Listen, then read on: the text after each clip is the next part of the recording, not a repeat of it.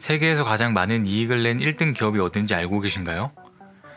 최근에 뉴스로 많이 나와서 아시는 분들도 있으실 텐데요. 이 기업은 한국, 미국, 중국, 일본도 아닌 곳에 위치해 있습니다. 이 기업은 삼성, 애플, 구글 이 셋을 합친 것보다 큰 이익을 낸다고 하는데요. 이 기업은 무엇인지, 어떤 곳에 있는지, 어떻게 이렇게 많은 이익을 내는지 한번 알아보겠습니다.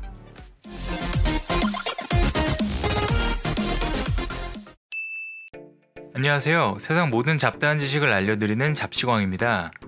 오늘은 전 세계에서 가장 많은 이익을 내는 1등 기업은 어디이고 그 기업은 무엇을 하는 곳인가에 대해서 이야기해보려고 합니다. 먼저 우리가 잘 알고 있는 몇 개의 기업들부터 한번 살펴보겠습니다. 신용평가사 피치에서 발표한 자료 기준으로 말씀드리겠습니다. 2018년 지난해 영업이익 기준으로 공동 5위는 구글의 모기업 알파벳과 세계 최대 정유회사인 엑손모빌로 각각 404억 달러입니다. 4위는 유럽 최대 석유업체 로열 더치쉘로 553억 달러, 3위는 한국의 삼성전자로 776억 달러, 2위는 애플로 818억 달러입니다. 1위는 어디일까요? 대망의 1위는 사우디아라비아 국영 석유회사 아람코입니다. 2018년 작년 영업이익은 2240억 달러로 한화로 245조 원이라고 합니다. 무려 애플의 약 3배에 가까운 엄청난 금액인데요. 매출은 3,550억 달러인데 영업이익의 비율이 63%나 되는 금액입니다. 상상을 초월하는 규모로 너무 숫자가 커서 감이 잘 안 오실 수도 있는데 아람코 영업이익 245조 원은 유럽연합 28개 회원국의 국방비 합계와 맞먹는 규모입니다. 아람코 매출 400조 원은 사우디 GDP의 60%에 해당하고 우리나라의 1년 세금과 비슷합니다. 아람코의 시가총액은 2,000조 원으로 추정되며 우리나라 주식시장의 시가총액을 다 합한 금액과 비슷하다고 합니다.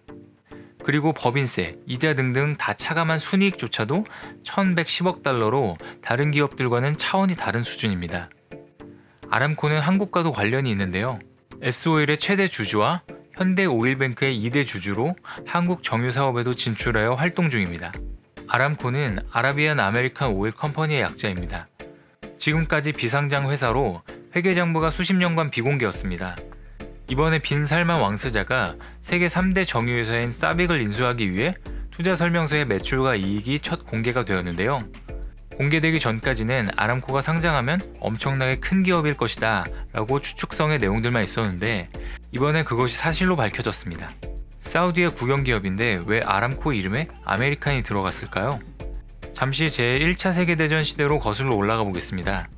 그 당시에는 미국이 석유가 가장 많이 나던 때였습니다.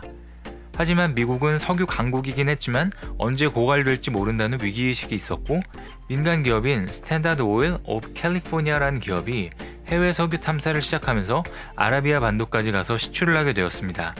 1938년 달 안에서 첫 유전을 발견한 후 1944년 아라비안 아메리칸 오일 컴퍼니로 사명을 바꾸게 되면서 현재 아람코의 이름이 생긴 것입니다.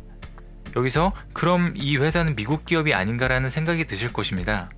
1950년부터 서방 석유 메이저 기업들에 의해 유가가 좌우되자 검은 황금이라고 불리는 석유 패권에 눈을 뜬 사우디 국왕은 자국 석유 시설의 국유화를 진행하기 시작합니다.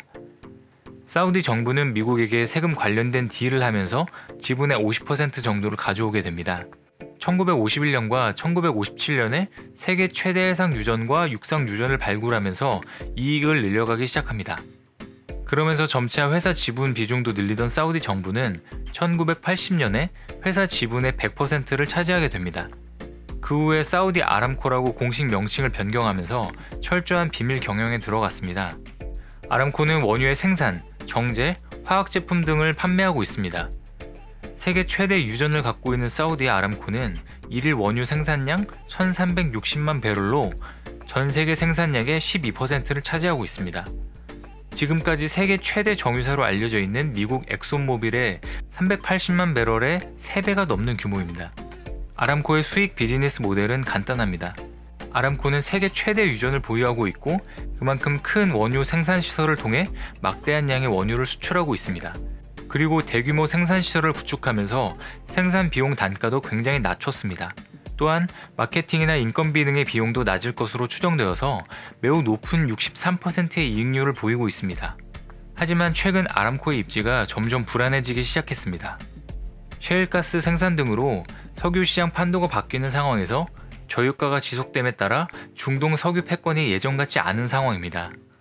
실제로 배럴당 30달러로 폭락한 2016년에는 아람코도 연매출의 3분의 1 토막이 났고 사우디 경제 성장률도 0%대로 폭락했습니다.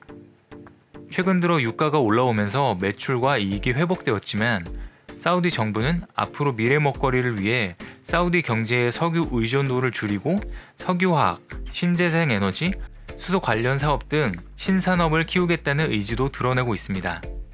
이것이 바로 사우디 정부에서 밀고 있는 사우디 비전 2030 계획입니다.